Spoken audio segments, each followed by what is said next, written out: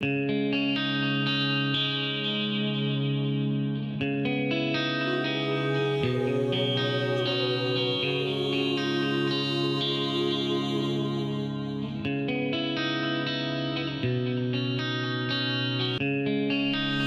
this is Linda Carbonell, and welcome to another edition of Life School 101. Today we're going to be talking about domestic violence.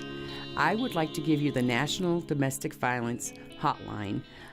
So if you need to call. They're there to help you, okay? So the number is 1-800-787-3224. Or you can call 1-800-799-7233.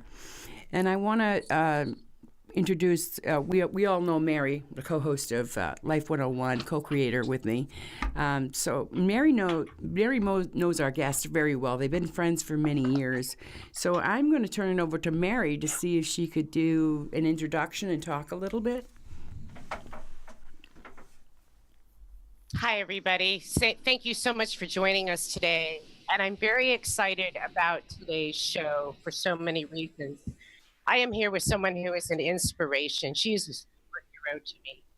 She has been through so much in her young life and has a story and a message to share of overcoming and hope. And it is an honor and a privilege to welcome Audrey Mabrey to our program today. Hi, Audrey. Hi, Mary. Thank you so much. Hi, Linda. How are you? I'm good. How are you? I'm great. So you're going to... Audrey, I would like to start out by letting you tell us a little bit about your story and how this whole thing started. Thank you for giving me that opportunity. There's so many people that don't have the opportunity to share their stories because they're either still suffering in silence or they've lost their lives. So I really appreciate the opportunity. My story is really, it starts out as the story of a fatherless daughter and a lack of identity. And going through that experience and becoming an adult, I kept searching for something to fill that void of not having my father in my life. And what that ultimately became was a man. And at the age of 20, I met my ex-husband. We were together for 7.5 years. And I made the decision to ask him for a divorce for several different reasons back in 2009. And very shortly thereafter, he attempted to murder me. And he did so by brutally bludgeoning me with a hammer and ultimately setting me on fire. That was the most horrific experience of my life, if you can imagine. But nonetheless, God brought me through it, and my community helped me. They supported me to the fullest extent. And my umph that I've always had in me, that feisty girl in me, helped me also come through that experience. I'm very, very blessed that my boys also have been very resilient. I have 2 sons. They're now 12 and 9. They were 4 and 11 months old at the time. So since then, I really have started advocating for the cause, and it's been almost 9 years now, and I'm not going to ever stop. How powerful is that? Go, girl. Yeah. And you know, Audrey, That's right. a lot of us don't realize how hard it is to share a story. But I mean, when I see you, I see that, and it's like, you know, God came down and touched you to be able to do that, because it's so hard for men and women to be able to share their violent stories with people. And so blessed to have you to be able to do that for us today and for everybody out there. You are such a power of example, and you know, it brings me to tears just to know that you're there, you know. And I can feel it. I can definitely feel it. What about you, Mary? Thank you. Yes, and Audrey, I have gotten to see your journey for the last 6 or 7 years, and your healing and your transformation and your blooming, and it is the most beautiful thing I've ever seen. And that's the truth. I was so afraid for you. I prayed for you. I didn't know what was going to happen for you. And not only did you transform that energy into something positive and loving, but now you are rescuing and helping and assisting other people who have been caught up in domestic violence. That's a superhero. It really is. And Audrey, I want to say for all of us that are still silent, we are so grateful. I mean, really grateful to you to actually be able to speak, and other people can hear how devastating that this is. And just as somebody that also suffered domestic abuse that I cannot talk about yet, what you're doing, you're taking the words for all of us, every single one of us out here, and you're speaking them. And I just want to say thank you so very much. Like I said, it is my honor and my privilege to be here, to share my story and to speak for so many other people. There's a woman very near and dear to my heart, if I can just share very briefly. About 2.5 years after the fire, I was connected with another woman who was set on fire by her husband, and she fought for her life for 99 days. I was there in ICU. She had some of the same doctors, some of the same nurses. At one point, she was in the same room as me, and she lost her life after 99 days. So this is not just about me and my story. It's about those stories that will never be heard. Exactly. Yep. And you know, I know when Mary first approached me, I was so excited to be able to have you on the show. And I'm just so grateful that my soul sister, Mary, and you connected to be able to bring this to the show, you know, to Life 101. And I just want to thank you too, Mary. You know, I mean, you worked very, very hard at this, and you find the right people all the time. And I am just so blessed, and I am blessed that I have the both of you in this content right here, right now. And I love you both. I really do. Thank you, Linda. I just want to hug you through the phone. I can't, but I just want to hug you. I'm feeling it. Yes. Yeah. And I want to say this, you know, I think what's different about Life School 101 TV is that we're bringing real people on. We're having real conversations about topics that are important that people don't normally talk about. Mm-hmm. And this is a hard topic to talk about. And I get it for the audience that this may be difficult to watch, but I want to ask you to keep going deeper with us into this conversation, because you may have someone in your life that you might need to help. And not only that, but so Audrey, I want to ask. Oh, I was just going to say one thing. I want to make sure that everybody knows that there is help out there. You know, not only the national hotline, but also here in the Upper Valley, they have a program called WISE, which I think that they have a lot of programs like that support people with issues of domestic violence. And I'm grateful for those programs too. I'm really grateful for that and for all the advocates, the court advocates, and everybody else. Important things in our lives. Absolutely. Yeah. Go ahead, Mary. So Audrey, I want to ask you to go deeper into your healing journey and how that happened for you. You know, for me, it really started out with, I would have to say, gratitude above and beyond everything else. I was just so grateful to be alive and to be there to raise my sons so that they weren't orphans. And keeping that message of gratitude, the attitude of gratitude, I should say. In the hospital, I think a lot of people that have heard my story, they think I was super positive the whole way through from the very beginning. And it was pretty soon on that I was, but there was some really tough moments. And so, you know, I remember waking up and knowing exactly what happened to me. I recalled everything despite being bludgeoned 4 times with that hammer. And I was grateful, but I hadn't reached the point yet that I had accepted that this happened. I could not believe that he was capable of such a violent act. And so after gratitude definitely came acceptance. So accepting that this happened. And then very soon after that, I was able to start walking. And so the next level of acceptance came when I asked my nurse to help me into the bathroom so I could look at myself for the first time. And she was very apprehensive. In fact, she kept telling me no.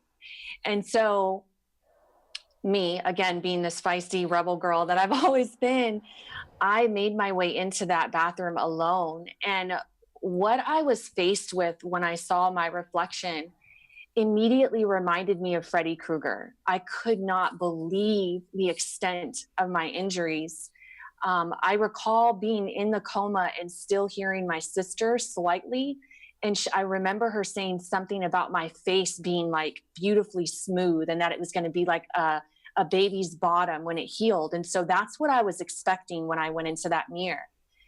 That moment, I was instantly devastated, but I was also very soon after, I mean, within 60 seconds after, I became determined. Mm-hmm. And at that point for me, it was about not letting him win. I in no way, shape, or form wanted him to take anything away from me other than what he took. So my perception and my thought process was that he might have robbed me physically. I would never look the way God designed me to look ever again. But I refused to allow him to rob me mentally, emotionally, or spiritually. And so that was me accepting the way that I looked, but not accepting myself at that point yet. So if I can just continue to take you on the journey, the next experience for me that was almost like another hurdle that I jumped was me accepting me, like as in this is the way that I'm going to look forever. And that happened I was in the hospital for 3 months total. So this happened about a month after I came home. And I recall I had asked my best friend, I went home. Sorry, let me back up. So when I left the hospital, the children and I moved in with my best friend. We were homeless for a time. And when we lived there, I still wasn't willing and ready to look at myself every day. So I had them cover all of the mirrors with brown packing paper. In fact, I remember my friend Laura saying to her husband at one point, I still need to have a mirror to get ready. And Malik, can you uncover this one? So her husband uncovered one for her. But nonetheless, they had written messages of encouragement all over the one bathroom mirror on the paper. And, I went into the bathroom one day and I remember it was a day that I really didn't want to go out in public. And I realized that I couldn't hide forever. I used to wear actually a doctor's mask when I would go out in public. So I was literally hiding behind the mask. And I just said, you know what, enough is enough. So I went back into the bathroom in front of the mirror and ripped that paper off and said, this is me. And I accept me. So acceptance was a huge step for me. I would have to say there's actually 10 total decisions or steps that I made along the way. But the next one that was absolutely huge for me was forgiveness. And that was the most difficult, even more than accepting that I was, 80% burned. But forgiveness, that's a journey in and of itself. And so for me, I was going to counseling right after I came out of the hospital. I went to counseling for 2 years, and it had a tremendous effect on my healing journey. And my counselor, I think she borderline saved my life because she was so great at what she does. And so she often would ask me, like, how are you feeling? And then how do you want to feel? And it enabled me to reframe things. And so one of the things that I was initially feeling was anger. And not only was I angry that this happened, not that this happened to me, because I feel like when we say, why me, it's almost like saying, why didn't this happen to someone else? And no one deserves any form of abuse. So I was really just saying, why? Like, how could he do something like this? And I was furious, but I wasn't just furious with him. I learned through therapy that I had anger that was unresolved from my childhood. And so when I learned what I was truly, truly angry about, I was able to unroot that and dispose of it. So the other thing that I was really angry about is I was angry with myself, believe it or not. And the reason why I was angry with myself is because I felt like I had a choice on whether I was going to go to his house or my house that day. And I made a decision to go to his house instead of to my home. And had I not made that decision, would this have happened? Well, the reality is he was plotting my murder for 3 weeks before this happened. So if it wasn't have been that day, it would have been another day. And so I was able to forgive myself first. That was extremely powerful. And then move to the place where I was able to forgive him. You know what I'd like to. I love that the steps that you took. You know, like I mean, when you talk about the paper on mirrors and the positive messages that they left for you, and then you know, and you struggled with that, and then all of a sudden one day you're like, here it goes. You know, it's the paper's coming off, and this is who I am, and I'm proud to be me. And you know what? I'm me. I accept me. And you know what? Others do too. You know, they, well, I think so anyway. There's, you know, I mean, like, I'm not a very judgmental person at all, I don't think, even though a lot of times I feel like I'm being judged. You know what I mean? I feel that sometimes, but I also feel the power of being able to get up and do things and know what I'm doing is a good thing. And you have that. I mean, you are just so powerful, and you're just able to speak and talk about those steps that you took, and how helpful is that to people like us? You know what I mean?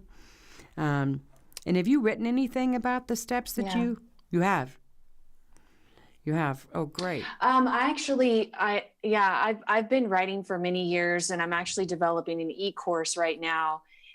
So the answer is yes to that question for sure. I mean, so many people out there need to heal from their trauma, including the people who are committing these crimes. I believe fully that a lot of the reasons why they're committing these crimes is because they've suffered their own trauma themselves, and they haven't healed from that trauma.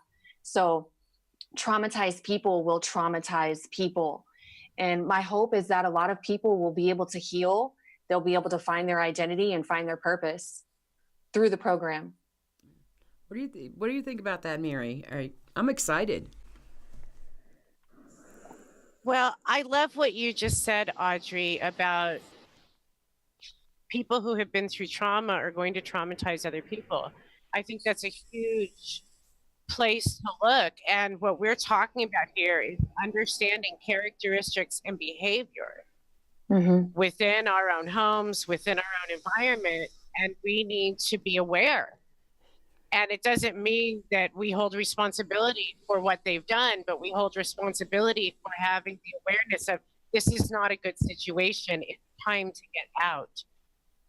And what I want to mention is that I work with so many women and men that wait too long. And they are afraid, or financially there's a reason. Right. And so I want to tell the audience, don't wait too long. Yeah, because I see that a lot, and I think that happened in my circumstances too. Is that somebody that doesn't work to staying with somebody, or living with somebody that may be financially stable, and they become violent. Some people will put up with that just because they need that financial stability. So I wondered, Audrey, can you speak a little bit to that, and who? How can they move past that? Well, I'm glad that you brought that up, because there's actually an organization that I've been a part of for many years called Break the Silence Against Domestic Violence. And we're a national nonprofit. And so we produced about 4 or 5 years ago, we actually produced a book, and it's called 100 Reasons Why I Stayed. And it's photographs of women who wrote out the reasons why they stayed.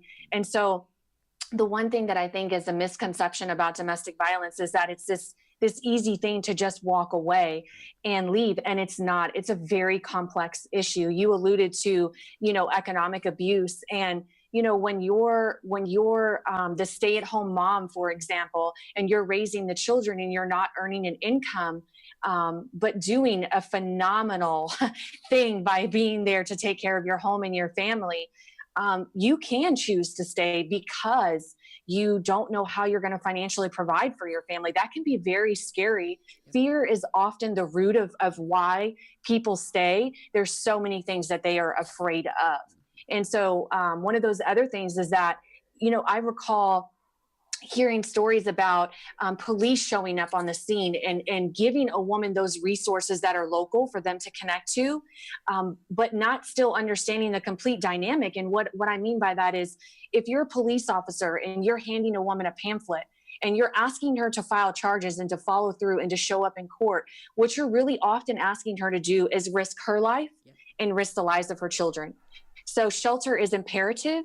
And, but there is help out there, right? 50 years ago, we didn't have shelters. There's trailblazers who put that in motion. I thank God for them. And there is a way out. No one can tell a survivor when they should leave, because only they know when is the best time for them to escape. It actually takes women oftentimes an average of 7 times before they ultimately leave that relationship.